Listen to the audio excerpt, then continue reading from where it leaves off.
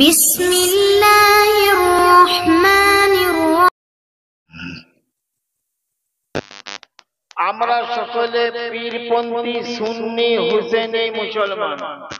একবার জোরে বলুন। আমরা ওয়াহাবি নই, আমরা শিয়া নই, আমরা আহলে হাদিস নই, আহলে কোরআন নই।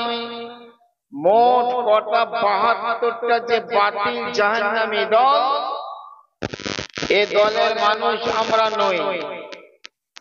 মাশাআল্লাহ, আমরা সকলে পীরপন্থী, সুন্নি, আহলে সুন্নাত ওয়াল জামাতের মুসলমান। একমাত্র আহলে সুন্নাত ওয়াল জামাতের মানুষরাই জান্নাতি হবে, এটা হাদিসের ফয়সালা, নবীর ফয়সালা, চার ইমামের ফয়সালা, সাহাবা হুজুরদের ফয়সালা, হুজুর গওস পাকের ফয়সালা, খাজা গরিব নওয়াজের ফয়সালা, মুজাদ্দিদ আল-পেশানির ফয়সালা, হযরত পীর বাহাউদ্দিন নকশবন্দির ফয়সালা। অর্থাৎ ইসলামে যে চারটে মাযহাব আছে এবং চারটে যে তরিকা আছে, চার মাযহাবের ইমামদের এবং চার তরিকার পীর মাশায়েখ যারা, সকলের ঐক্য মত হলো মুসলমানরা যে ৭৩টা দলে ভাগ হয়ে যাবে, তার মধ্যে একটা দল যে জান্নাতে যাবে, সেটা হলো আহলে সুন্নাত ওয়াল জামাত। একবার জোরে বলুন। আহলে সুন্নাত ওয়াল জামাত মানে সুন্নি জামাত, বুঝতে পেরেছেন? তো আহলে সুন্নাত ওয়াল জামাত একদম অমোঘ আকীদা কি न मिल नहीं सकता खुदा पीर का वसीला छोड़कर, मिल नहीं सकता खुदा पीर का वसीला छोड़कर, मुमकिन नहीं कि चढ़िए छात पे जीना छोड़कर। অর্থাৎ সিঁড়ি বাদ দিয়ে, আপনি যেমন মই বাদ দিয়ে, সিঁড়ি বাদ দিয়ে আপনি যেমন ছাদে উঠতে পারবেন না, তেমনি ওসিলা ছাড়া আপনি আল্লাহকে পেতে পারবেন না। একবার জোরে বলুন সুবহানাল্লাহ। অনেকে ওসিলা মানতে চায় না, কিন্তু ওসিলা সম্পর্কিত আমি আয়াত আপনাদের সামনে পেশ করেছি। আল্লাহ বলেন, ইয়া আইয়ুহাল্লাযীনা আমানু তাকুল্লাহ, হে ঈমানওয়ালা বান্দা তোমরা আল্লাহকে ভয় করো, ওয়াবতাগু ইলাইহিল ওসিলা, এবং আল্লাহকে পাওয়ার জন্য তোমরা ওসিলার সন্ধান করো। একবার জোরে বলুন সুবহানাল্লাহ। তাহলে ওসিলার কথা কে বলছেন? আল্লাহ বলছেন। তাহলে আল্লাহ যদি ওসিলা আমাদেরকে ধরতে বলে, তাহলে আপনি আমি যদি বলি আমি ওসিলা মানব না, নবীর ওসিলা নেব না, গওসের ওসিলা নেব না, খাজার ওসিলা নেব না, পীরের ওসিলা নেব না, মুর্শিদের ওসিলা নেব না, তাহলে আল্লাহর কোরআনকে ডিনাই করা বা ইনকার করা হবে কি হবে না? যে খুব ভালো করে বুঝবেন। অনেকে বলে নামাজ তো ওসিলা, রোজা তো ওসিলা, ইবাদত তো ওসিলা, দান খয়রাত তো ওসিলা, হজ তো ওসিলা। না ভাই, কোন মৌলবী মুফতি এই আয়াতের তাফসীর করতে গিয়ে নামাজ রোজাকে ওসিলা বলে আমার সামনে তো পার পাবে না। কারণ মুফাসসিরিন হযরতরা ওসিলার আগে আল্লাহ কি বলেছেন? মুফাসসিরিনরা বলেছেন, আল্লাহ বলেছেন, ইয়া আইয়ুহাল্লাযীনা আমানু তাকুল্লাহ, হে ঈমানওয়ালা বান্দারা তোমরা খোদা ভীতি তাকওয়া অর্জন করো। যিনি তাকওয়া অর্জন করেন তাকে বলা হয় মুত্তাকি। কি বলা হয়? আর কোরআন হুদাল লিল মুত্তাকিন, কোরআন মুত্তাকিনদের জন্য হেদায়েত।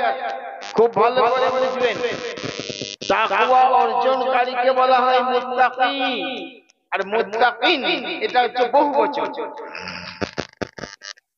আচ্ছা, আপনারা বলেন, কেউ বিনা নামাজে মুত্তাকি হতে পারবে? বিনা রোজাতে মুত্তাকি হতে পারবে? বিনা নেক আমলে মুত্তাকি হতে পারবে? তাহলে বোঝা গেল নামাজ বলুন, রোজা বলুন, হজ বলুন, যাকাত বলুন, ইবাদত বলুন, বন্দেগী বলুন, টুপি বলুন, পাগড়ি বলুন, দাড়ি বলুন, তাসবিহ বলুন, চাই বলুন, এই সমস্ত কিছু ওই ইত্তাকুল্লাহর ভেতরে ঢুকে গেছে। একবার জোরে বলে। তারপর আল্লাহ বলছেন ওয়াবতাগু ইলাইহিল ওসিলা, তোমরা আল্লাহকে পাওয়ার জন্য ওসিলার সন্ধান করো, ওসিলার তালাশ করো। তাহলে বোঝা গেল আল্লাহ পাকের আয়াতে যে ওসিলার কথা বলেছেন, এখানে ওসিলা বলতে নামাজ নয়, এখানে ওসিলা বলতে রোজা নয়, এখানে ওসিলা বলতে নেক আমল নয়, এখানে ওসিলা বলতে হজ নয়, এখানে ওসিলা বলতে উমরা নয়, এখানে ওসিলা বলতে নবী মুস্তাফা ওসিলা, এখানে ওসিলা বলতে আহলে বাইত ওসিলা, এখানে ওসিলা বলতে ফান্তাতুল পাক ওসিলা, এখানে ওসিলা বলতে গাউস খাজা ওসিলা, এখানে ওসিলা বলতে পীর মুর্শিদ ওসিলা, এখানে ওসিলা বলতে আল্লাহর ওলি আল্লাহ ওসিলা। একবার জোরে বলুন। এই ওসিলা না মানা পর্যন্ত আপনি সঠিক পথের সন্ধান পাবেন না। হাদিস শরীফে আছে আল্লাহর নবী বলেন, আল্লাহ পাক যে বান্দাকে মহব্বত করেন, আল্লাহ পাক যে বান্দাটাকে ভালোবাসেন, ওই বান্দাটাকে কোন তার প্রিয় মেহবুব বান্দার দরবারে পৌঁছে দেয়। এটা নবীর হাদিস। এর দ্বারা কি বোঝা গেল? আল্লাহ পাক যাকে মহব্বত করে, আল্লাহ পাক যাকে ভালোবাসে, তাকে তার কোন মেহবুব ওলি বান্দার দরবারে পৌঁছে দেন। তাহলে বোঝা গেল যারা ওলির দরবারে যায়, যারা খাজার দরবারে যায়, যারা গাউসের দরবারে যায়, যারা মেহবুব ইলাহি দরবারে যায়, যারা আলা হযরতের দরবারে যায়, যারা ঈসা বলখি রাহমাতুল্লাহর দরবারে যায়, ওলি আল্লাহর দরবারে যায়, তারা আল্লাহর প্রিয় বান্দা। নবীর হাদিস দ্বারা প্রমাণ হলো এরা আল্লাহর পেয়ারা বান্দা। তখন আল্লাহর পেয়ারা বান্দার দরবারে যে যায়, আল্লাহ পাক তাকে মহব্বত করেন, আল্লাহই তাদেরকে দয়া করে পাঠান। আমরা পীরের দরবারে আসি কেন? যে আল্লাহর বিনা ইঙ্গিতে একটা গাছের পাতা নড়ে না। ওলির দরবারে যারা আসে, আল্লাহ পাক রব্বুল আলামিন তাদেরকে ওলির দরবারে পাঠিয়ে দেন মহব্বত করে। তার কারণ ওলিরা আল্লাহর প্রিয় মেহবুব বান্দা। আর ওলির দরবারে, মুর্শিদের দরবারে মানুষের ঈমান পাকা হয়ে যায়, ঈমান পরিপক্ক হয়ে যায়। আজকালকার লোক নামাজকে ঈমান মনে করে, রোজাকে ঈমান মনে করে, হজকে ঈমান মনে করে। এ প্যারে মুসলমান, আমার সোনার যুবকেরা খুব ভালো করে বুঝবেন, নামাজ পড়া আমল, ঈমান নয়। রোজা রাখা নেক আমল, ঈমান নয়। হজ করা ইবাদত, ঈমান নয়। উমরা করা ইবাদত, ঈমান নয়। কোরআন তেলাওয়াত করা ইবাদত, ঈমান নয়। দান খায়রাত করা নেকির কাজ, কিন্তু ঈমান নয়। ঈমান না থাকলে নামাজের দাম নাই, রোজার দাম নাই, হজের দাম নাই, যাকাতের দাম নাই। আপনাদেরকে একটা প্রশ্ন তুলে দিই, আচ্ছা বলেন তো, নবীর কথাকে ইনকার করলে ঈমান থাকবে? এই জোরে সোরে বলতে হবে। সময় তো খুব সংক্ষেপ, আমি অল্প টাইম আমার বক্তব্য গুটিয়ে নেব। বলার মতন তো সময় নাই, অল্প সময় তো একটু মুক্তাসার কথা বলে দিচ্ছি। নবীর কথাকে কেউ যদি ডিনাই করে, ইনকার করে, তার ঈমান থাকবে না। যার ঈমান থাকবে না সে মুসলমান থাকবে, নামে মুসলমান থাকবে, কিন্তু আল্লাহর কথায় মুসলমান না।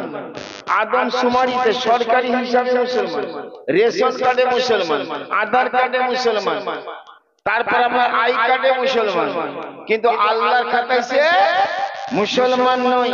খুব ভালো করে বুঝবেন, নবী বলছেন আমার উম্মতের দাবি কারনেওয়ালারা ৭৩টা দলে ভাগ হবে। কটা দলে? এই জোরে বলেন, কটা দলে? নবী মুস্তাফা নিজের পাক জবানে বলছেন, কুল্লুহুম ফিন্নারি ইল্লা মিল্লাতান ওয়াহিদা, সব দল জাহান্নামে যাবে, একটি দল ছাড়া। কে বলছেন? নবী। ৭৩টা দল হবে। এখানে ইহুদির কথা বলেননি, খ্রিস্টানদের কথা বলেননি, হিন্দুর কথা বলেননি। নবী বলেন মুসলমানের দাবি কারনেওয়ালাদের ভিতরে ৭৩টা দল হবে। ওরা তো মুসলমান বলে দাবি করে। তার মধ্যে কি বলছে? ৭২টা দল জাহান্নামে, একটা দল জান্নাতে। এবার আপনারা বলেন, এই ৭২টা দল যে জাহান্নামে, এটা রাসূলের ফয়সালা। ইনকার করলে ঈমান থাকবে? আচ্ছা, এই ৭২টা দলের মধ্যে হাফেজ, কারি, মাওলানা, মুফতি, বক্তা থাকবে না থাকবে না? নামাজি থাকবে না থাকবে না? হাজী সাহেব থাকবে না থাকবে না? রোজাদার থাকবে না থাকবে না? কোরআন তেলাওয়াতের কারি থাকবে না থাকবে না? সব থাকবে। আপনি কি একবারও দিমাগে চিন্তা করেছেন যে নামাজ পড়ছে তো যে জাহান্নামে যাবে, রোজা রাখবে তাও জাহান্নামে যাবে, হজ করবে তাও জাহান্নামে যাবে, উমরা করবে তাও জাহান্নামে যাবে, হাফেজ করি মাওলানা মুফতি হবে তাও জাহান্নামে যাবে? কারণ why? কি কারণ? কারণ হচ্ছে এটাই, রাসূল সাহাবারা বলেছিলেন ইয়া রাসূলুল্লাহ যে দলটা জান্নাতি তারা কারা? আমার মুস্তাফা জানে রহমত সাল্লাল্লাহু আলাইহি ওয়াসাল্লাম পাক জবানে বলে দিয়েছিলেন মা আনা আলাইহি ওয়া আসহাবি, আমি এবং আমার সাহাবারা যে মতপথে আছি এই মতপথের উপরে, এই আকীদার উপরে, এই ধ্যান ধারণার উপরে যারা কায়েম থাকবে তারা হবে জান্নাতি। সুবহানাল্লাহ সুবহানাল্লাহ। এবার আপনারা বলেন নবী কি বললেন? আমি, আনা মানে আমি, ওয়া সাহাবী এবং আমার সাহাবারা যে মতপথে আছে এর উপর যারা থাকবে তারা জান্নাতি হবে। আল্লাহু আকবার। নবী মুস্তাফার কথার মধ্যে কি জাদু, নবী মুস্তাফার কথার মধ্যে কত বড় হিকমত, যে আহলে বাইতের দাম আমরা তো দিয়ে থাকি, যে পঞ্চাতন পাকের দাম আমরা তো দিয়ে থাকি, যে আহলে বাইত ছাড়া কোরআন বোঝা যাবে না, যে আহলে বাইত ছাড়া হাদিস বোঝা যাবে না, যে আহলে বাইত ছাড়া ইসলাম টিকবে না, যে আহলে বাইত ছাড়া ইসলামের উপর কায়েম থাকা যাবে না, নবী মুস্তাফা এই হাদিসের মধ্যে আহলে বাইতের কথা বললেন না, সাহাবাদের কথা বললেন। নবী বললেন মা আনা আলাইহি ওয়া সাহাবী, আমি নবী এবং আমার সাহাবারা যে মতপথে আছি তারা হবে জান্নাতি। এর উপর যারা থাকবে তারা হবে জান্নাতি দল। মুসলমান কেন নবী বললেন না যে মা আনা আলাইহি ওয়া আহলে বাইতি, আমি এবং আমার আহলে বাইতরা যে মতপথে আছে ওই মতে যারা থাকবে তারা জান্নাতি? নবী কেন বললেন না? আল্লাহু আকবার। নবীর কথার হিকমত বুঝে নাই, আমার দিকে তাকান। নবীর কথার হিকমতটা বুঝে নেন। নবী মুস্তাফা যদি বলতেন আহলে বাইত আর আমি যে মতপথে আছি তারা জান্নাতি, তাহলে সাহাবীরা ক্যান্সেল হয়ে যেত। সাহাবীরা খুব ভালো করে বুঝেন, সাহাবীরা ক্যান্সেল হয়ে যেত। কারণ প্রত্যেকটা আহলে বাইত নবীর সাহাবী, কিন্তু প্রত্যেকটা সাহাবী কিন্তু আহলে বাইত নয়। একবার জোরে বলুন। যেমন প্রত্যেকটা মানুষ হচ্ছে প্রাণী, এই মানুষ প্রাণী কি? প্রত্যেকটা মানুষ প্রাণী, কিন্তু প্রত্যেকটা প্রাণী কিন্তু মানুষ নয়। ওই রকম প্রত্যেকটা আহলে বাইত নবীর সাহাবী, কিন্তু প্রতিটা সাহাবী কিন্তু আহলে বাইত নয়। মা ফাতেমা খাতুনে জান্নাত আমার নবী মুস্তাফার নয়নের মণি, তিনি একদিক দিয়ে আহলে বাইত পঞ্চাতন পাকের মধ্যে, কিন্তু মেয়ে ছেলে সাহাবীর মধ্যে উনি। মা হযরত আয়েশা উনি নবীর বিবি কিন্তু সাহাবীর মধ্যে। মাওলা আলী নবীর জামাই, উনি আহলে বাইতের মধ্যে আবার সাহাবীর মধ্যে। ইমামে হাসান আহলে বাইতের মধ্যে আবার সাহাবীর মধ্যে। ইমামে হুসাইন আহলে বাইতের মধ্যে আবার সাহাবীর মধ্যে। তাহলে নবী সাহাবী বলে আহলে বাইত এবং সাহাবী সবকে জড়িয়ে নিয়েছে। একবার জোরে বলুন।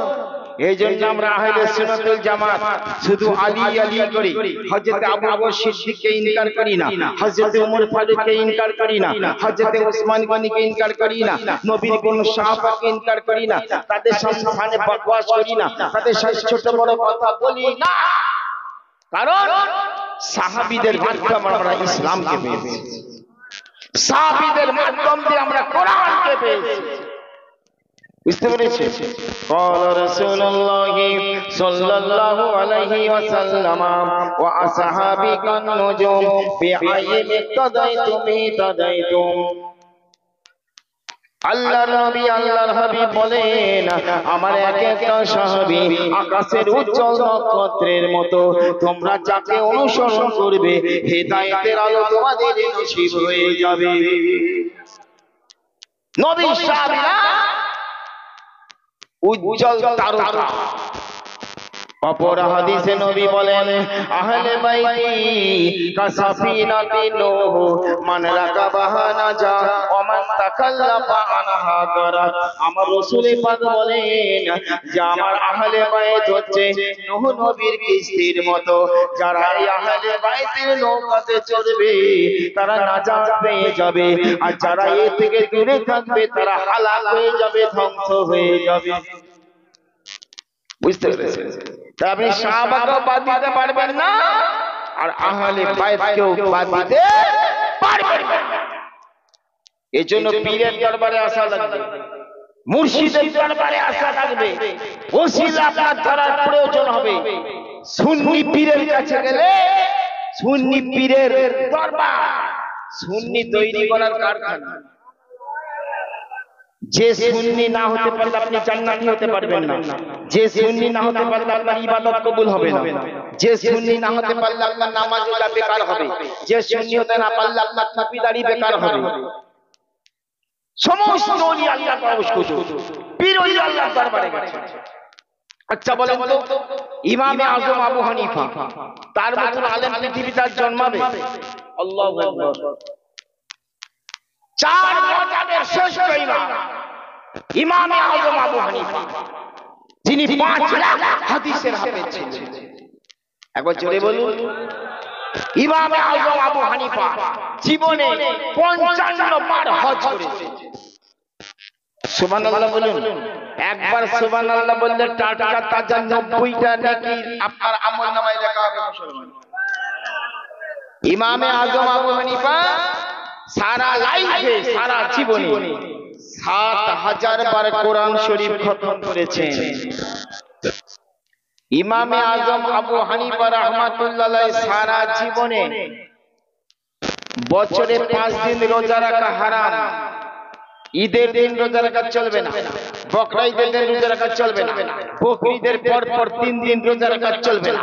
এই 5টা দিন শরীয়তে রোজা রাখা হারাম। এই 5টা দিন বাদ দিয়ে হযরতে ইমামে আজম আবু হানিফা রাহমাতুল্লাহ আলাইহি সারা বছর রোজা রাখা, এবং এইভাবে রেখে গেছেন কন্টিনিউ 30 বছর। ইমামে আজম আবু হানিফা নামাজি কেমন ছিলেন? 5 ওয়াক্ত নামাজ তো পড়তেন, এছাড়াও সারা দিনে রাতে 300 রাকাত করে নফল নামাজ পড়তেন। লোকেরা বলা করছে উনি 550 রাকাত পড়েন, উনি বাড়িয়ে দিলেন 500 রাকাত, 500 পড়তে লাগে। তারপর লোকেরা বলে উনি সারা রাত ঘুমান না, সারা রাত না ঘুমিয়ে এশার ওযুতে ফজরের নামাজ পড়তেন। এইভাবে পড়ে গেছেন কন্টিনিউ 40 বছর। গোটা বিশ্বকে ইমামে আজম আবু হানিফা এলেমে ভরে ফিকহ শাস্ত্রে জ্বলন। সেই ইমামে আজম আবু হানিফা রাহমাতুল্লাহ আলাইহি তিনিও পীর ধরেছেন। একবার জোরে বলুন, তিনিও পীর ধরেছেন। ইমাম আবু হানিফার পীরের নাম হযরতে ইমাম জাফর সাদিক রাহমাতুল্লাহ আলাইহি। আমরা বড় পীর বলে যাকে জানি হুজুর গাউস পাক। একবার জোরে বলুন, মাদারজাদ ওলি, মায়ের পেট থেকে ওলি। এতদিন শুনেছেন মায়ের পেট থেকে ওলি, এ মাওলানা বসির চিস্তির মুখে নতুন তত্ত্ব শুনে নেন। কারো হিম্মত নাই, কোন ওয়াহাবীর বাপের হিম্মত নাই কথা কাটবে। যে কিতাবের হাওয়ালা দিচ্ছি কিতাবটার নাম হচ্ছে আখবারুল আখিয়া। এই কিতাবের লেখক হচ্ছে মুহাক্কিক আব্দুল হক মুহাদ্দিস দেহলভী রাহমাতুল্লাহ। উনার মাজার জিয়ারত করেছি আমরা। জি, উনি উনাকে আল্লাহ পাক কেমন মাদারজাদ ওলি করেছেন, মায়ের পেট থেকে ওলি মুহাক্কিক আব্দুল হক মুহাদ্দিস দেহলভী। সারা জীবনে বহু কিতাব লিখে ইসলামের খেদমত করেছে। উনার কিতাবের সমস্ত লেখনীকে চুল পরিমাণ ভুল থেকে আল্লাহ হেফাজত করেন। যে কিতাবের কথা বলছে দেওবন্দ থেকে ছাপা, আমার কাছে যে কিতাবটা এই রকম কোরআন শরীফের মধ্যে মোটা কিতাব আখবারুল আখিয়ার দেওবন্দ থেকে ছাপা। কোন দেওবন্দ? কোন দেওবন্দি মাথা উঁচু করে বলতে পারবে না যে মান মান।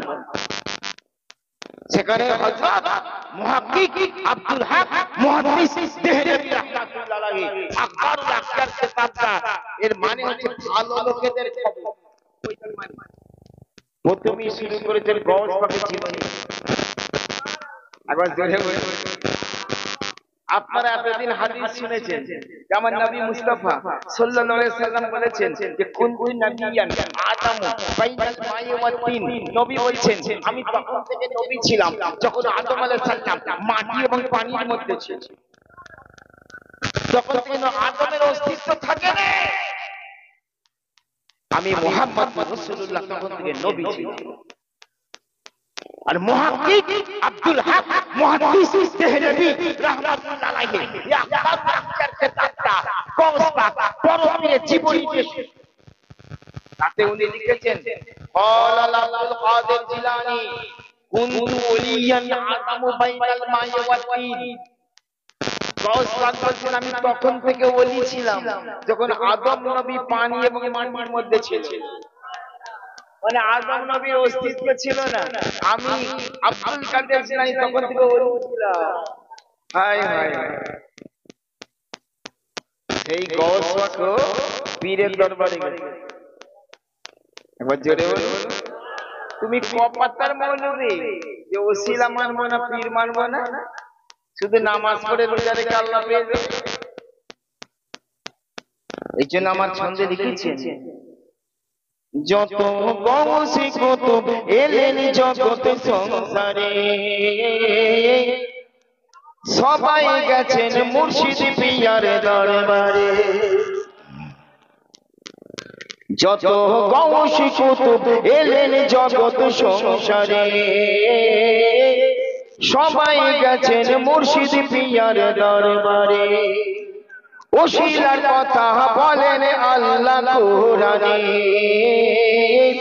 ছয় পাড়াতে সুরামায়েদার মাঝখানে। দিন থাকিতে ধরো কামেল পীরের ওসিলা, তবেই মিলিবে আল্লাহ। একবার জোরে বলুন। দিন থাকিতে ধরো কামেল পীরের ওসিলা, তবেই মিলিবে আল্লাহ। বিনা ওসিলাতে আল্লাহকে পাবে না কোনো দিন। থাকতে সময় হও হুঁশিয়ার ও ভাই মুসলমান, ধরো মুর্শিদের দামান। পীরের দামান ধরতে হবে। দিন থাকিতে হও হুঁশিয়ার ও গো মুসলমান, ধরো মুর্শিদের দামান। ভেবে দেখো এই দুনিয়ায় থাকবে কতদিন। একবার জোরে বলুন। পীর যিনি হবেন তিনি একদম পাক্কা টানাটান সুন্নি হবেন। इधर का उधर का गोलालू मार्का चलবে না, গোলালু মার্কা চলবে না। পীর যে হবে সেটা টানাটান সুন্নি হবে, একেবারে টিটিয়ে। কোন বাতিলের সঙ্গে আপোষ করবে না, কোন অন্যায়ের সঙ্গে আপোষ করবে না, কোন বাতিল দলের সঙ্গে আপোষ করবে না। নবী মুস্তাফার খেলা, যে নবীর গুস্তাখি বলে সে আমার হতে পারে না, যে আমার গওস পাকের গুস্তাখি বলে সে আমার হতে পারে না, যে আমার খাজা দিয়ার বিয়াদবি করে সে আমার হতে পারে না। বুঝতে পেরেছেন? সাইয়েদনা ওমর ফারুক রাদিয়াল্লাহু তাআলা আনহু দ্বিতীয় খলিফা। হ্যাঁ বাবা, চার খলিফা তো। হক হযরত আবু বকর সিদ্দিক হক, ওমর ফারুক হক, উসমান গনি হক, শিরিক ওদা মাওলা আলী মুশকিল কুশা হক। যখন হযরত ওমর ফারুক দেশের খলিফা, সময় হলে বলে দেবেন, সময় তো খুব সঙ্গে বলতে তো অনেক মন চাইছে কিন্তু উপায় তো নাই। জি তা হযরত ওমর ফারুক রাদিয়াল্লাহু তাআলা আনহু উনি জোহরের নামাজ পড়ে মসজিদে নববী থেকে বাড়ি ফিরছেন উনার খেলাফত আমলে। দেখছে রাস্তার ধারে একটা গরিব দুস্থ মানুষ বলছে, হে আমিরুল মুমিনিন, আমার সারাদিন আজকে খাওয়া দাওয়া হয়নি, যদি দয়া করে একটু খাবার দাবার ব্যবস্থা করতেন আমি খুশি হতাম। তখনকার খলিফা মানে কি একেবারে মুসলিমদের সর্বেসর্বা প্রেসিডেন্ট, রাষ্ট্রপতি, প্রধানমন্ত্রী, স্বরাষ্ট্র দপ্তর, সমস্ত দপ্তর খলিফা। বুঝতে পেরেছেন? তিনি যাচ্ছেন তো লোকটা ক্ষুধার্ত লোকটা বলছে হুজুর সারাদিন আমার খাওয়া হয়নি, যদি একটু খাওয়ার ব্যবস্থা করতে নাই আমার দিকে তাকাও। হযরত সাইয়েদনা ওমর ফারুক তাকে গলা ধরে হাত ধরে আদর করে যত্ন করে নিজের বাড়িতে নিয়ে গেলেন। বলুন সুবহানাল্লাহ। নবীর আদর্শ তো এটাই, বুভুক্ষকে অন্নহীনকে অন্ন দেওয়া। আর আজকে অন্নহীনকে অন্ন দেওয়া, মানুষ শুধু অন্নহীন নয়, হাদিস পাকে আছে নিজের বিবির মুখে যদি এক টুকরো রুটি তুলে দাও ওটা সদকা বলে আল্লাহর দরবারে কবুল হবে। ধনী গরিব যাকে খেতে দেবেন নেকি হবে। এজন্য আমাদের সুন্নিদের তরিকা আছে, মা মরে গেলে বাপ মরে গেলে 4 দিনে খানা করে, 40 খানা করে, বছরে খানা করে, মিলাদ দেয়, লোকজনকে খাওয়ান দাওয়ান করা। এটা নেকির কাজ না, ভালো কাজ না। কিছু বিয়াতে আমার কাছে মৌলবি আছে, সব গানা চলবে না, সব মাদ্রাসায় দিয়ে দাও, খালি মাদ্রাসা মৌলবীদের খালি পেট ভরবে, বাদ বাকি লোককে খাওয়ানো চলবে না। রাসূলুল্লাহ বলছেন প্রত্যেকটা মুমিন মুসলমানকে খাওয়ানো নেকি আছে। বুঝতে পেরেছেন? সাইয়েদনা ওমর ফারুক রাদিয়াল্লাহু তাআলা আনহু হাত ধরে গলা ধরে লোককে বাড়িতে নিয়ে গেলেন। গোলাম করলেন 10 টাকার কথা হলো, বলে দাও খানা দাও। দেশের একজন খলিফা, দেশের একজন রাষ্ট্রপতি একটা গরিব ভিক্ষুককে নিয়ে খেতে বসেছে। কোন অহংকার আছে? খেতে বসেছে, খাওয়া চলছে, উভয়ের প্লেটে খানা, অর্ধেক খাওয়া হয়েছে, অর্ধেক বাকি আছে। হঠাৎ ওই লোকটার মুখ থেকে এমন একটা কথা বের হলো যে নবীর শানে বেয়াদবি। এই কথা বুঝে এসেছে? আমার নবীজির শানে সম্পর্কে বেয়াদবিমূলক একটা কথা বলে ফেলেছে। হযরত ওমর রেগে নিজের গোলামকে ডেকে বলছে, এর সামনে থেকে খাদ্যের প্লেটটা সরিয়ে আর একে গলা ধাক্কা দিয়ে ঘাড় ধাক্কা দিয়ে আমার বাড়ি থেকে বার করে। লোকটা খাওয়া হয়নি, অর্ধেকটা খেয়েছে মাত্র, এখনো অর্ধেক বাকি খেতে। আর ওমর ফারুক অর্ডার করছেন এই খাদ্যের প্লেট সরিয়ে নাও, ঘাড় ধাক্কা দিয়ে টেনে বার করে দাও আমার ঘর থেকে। লোকটাকে ঘাড় ধাক্কা দিয়ে টেনে বের করে দাও। সাইয়েদনা ওমর ফারুক তখন কাঁদতে কাঁদতে ওই গরিব লোকটাকে বলছে, ও ভাই শোনো শোনো, আমি যে তোমাকে এতক্ষণ খাতির করছিলাম, আমি যে তোমাকে এতক্ষণ খাওয়ান দাওয়ান করছিলাম, আমি যে তোমাকে এতক্ষণ আদর করছিলাম, এটা শুধু আমার রাসূলুল্লাহর খাতিরে করছিলাম। সেই নবীর শানে যখন তুমি বেয়াদবি করে ফেলেছো, নবীর শানে যখন অশালীন কথা বলে ফেলেছো, নবীর শানে যখন বেয়াদবি করে ফেলেছো, তখন তোমার সঙ্গে আমার কোনো সম্পর্ক থাকতে পারে না। এখন তোমাকে খানা দেওয়াও না জায়েজ, আমার বাড়িতে থাকতে দেওয়াও না জায়েজ। ঘাড় ধাক্কা দিয়ে টেনে বের করে দেওয়া হলো। মুসলমান, আমার রাসূলুল্লাহ বলেছেন, আমার সাহাবারা শোনো, আনা খাতামান নাবিয়িনা লা নাবিয়্যা বাদি, আমি হচ্ছি শেষ নবী, আমার পর কেউ নবী হবে না। আবার রাসূলুল্লাহ বলছেন, হে আমার সাহাবারা শোনো, আল্লাহ পাক ওমরকে এত মর্যাদা দিয়েছেন, ওমর ফারুককে এত মর্যাদা আল্লাহ দিয়েছেন, আমি নবী মুহাম্মদ, আমার পর যদি কেউ নবী হতো তো হযরত ওমর ফারুক নবী হতো। আবার রাসূলুল্লাহ বলেছেন, ওমরকে শয়তান পর্যন্ত ভয় পায়, জিন শয়তান, মানুষ শয়তান, দুই শয়তানই আমার ওমরকে ভয় খায়। আমার ওমর যে রাস্তা দিয়ে চলে, শয়তান সেই রাস্তা দিয়ে চলতে পারে না, শয়তান তার ভিন্ন রাস্তা দিয়ে চলে যায়। একবার জোরে বলুন।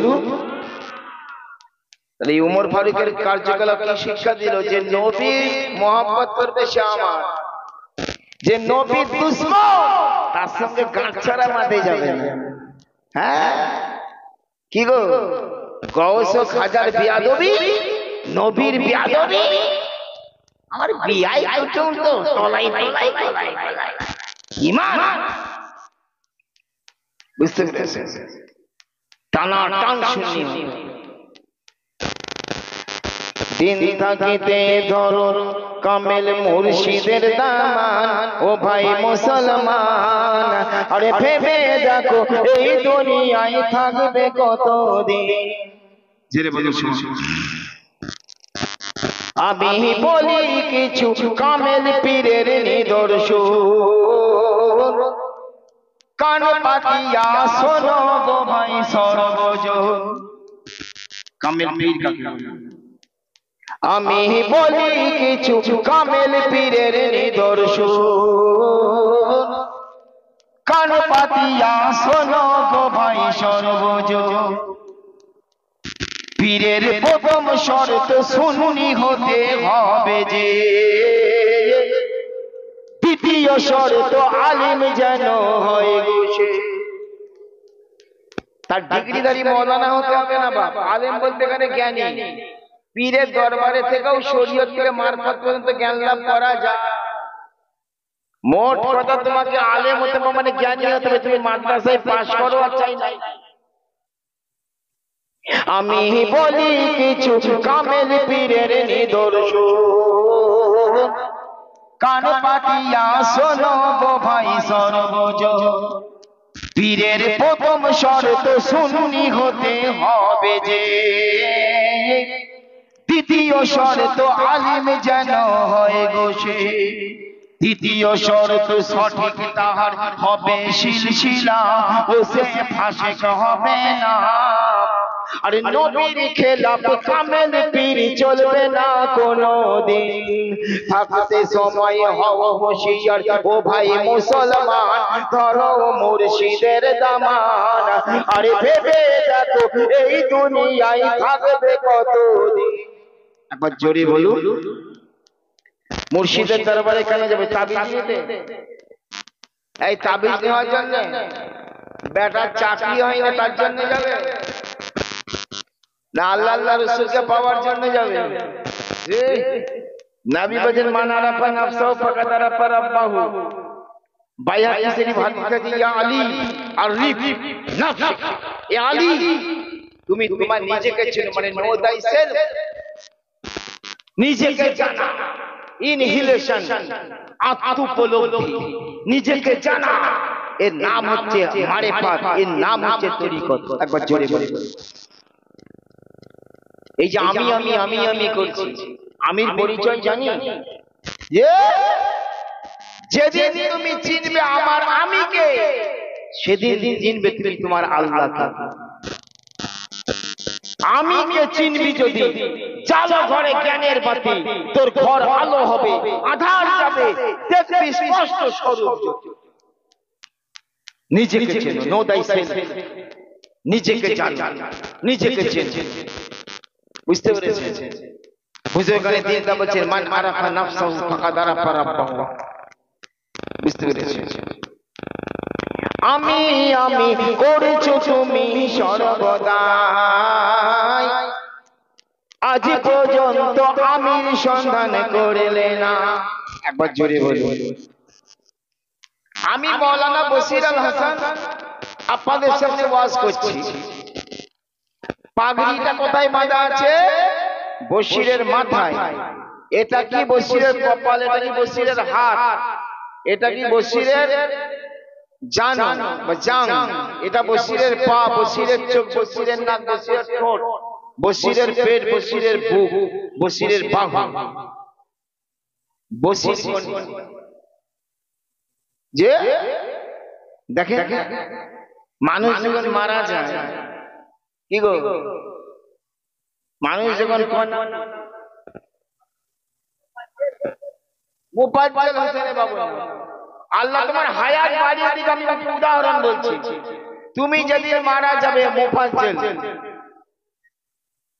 লাশ পড়ে থাকবে, আর গোসল করে কাফন পরিয়ে দেওয়া হবে। লোকে কি বলবে?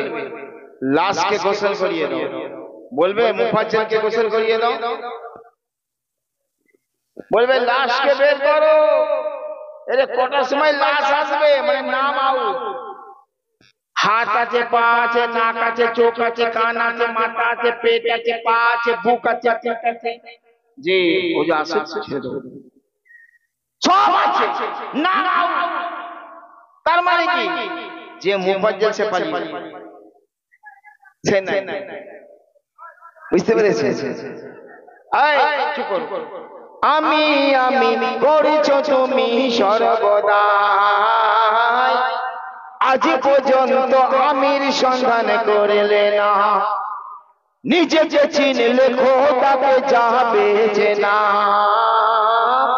হাদিসে রাসূল করেছেন তাই ঘোষ, নারায়ে তাকবীর, নারায়ে তাকবীর, নারায়ে ইয়া রাসূলুল্লাহ, নারায়ে রিসালাত, নারায়ে হায়দারি, আহলে সুন্নাতুল জামাত জিন্দাবাদ, আহলে সুন্নাতুল জামাত জিন্দাবাদ, পীরানে সিলসিলা জিন্দাবাদ, পীরানে সিলসিলা জিন্দাবাদ, পিয়ারডাঙ্গা দরবার শরীফ জিন্দাবাদ, পিয়ারডাঙ্গা দরবার শরীফ জিন্দাবাদ, পরিশুদ্ধ দরবার শরীফ জিন্দাবাদ।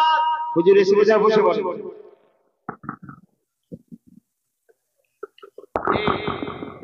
মুর্শিদের দরবারে যেতে হবে মারিফাতের জ্ঞানের জন্য।